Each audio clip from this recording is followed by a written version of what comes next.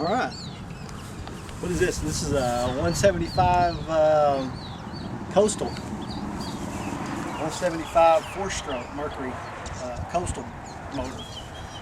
And actually 75 horse. ELPT Mercury.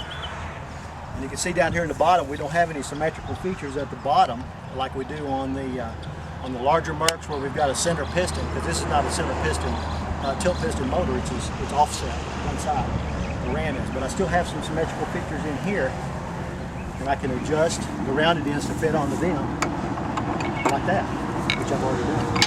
And of course, up here we do have the flange bolt heads, so I've got them. Luckily, they're anchor nuts, but that wouldn't be a deal breaker if they weren't. So I'm going to hold them on the anchor nuts. They're just up high enough to get that in there. I'm going to let the rounded ends rest down on these little lands right here and just walk it right in.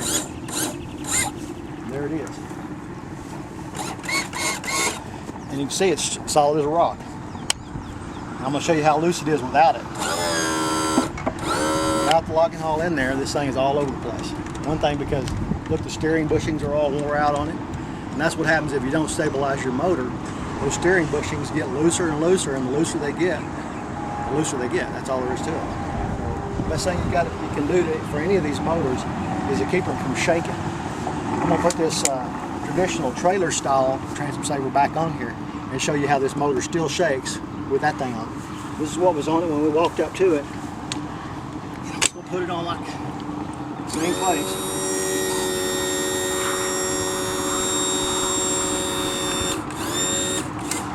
Whoever owns this boat, put it down lower where this motor is more in a vertical position. There it is, it's cinched down. Look at that motor. That thing's still shaking like crazy. So, we're not doing anything for that.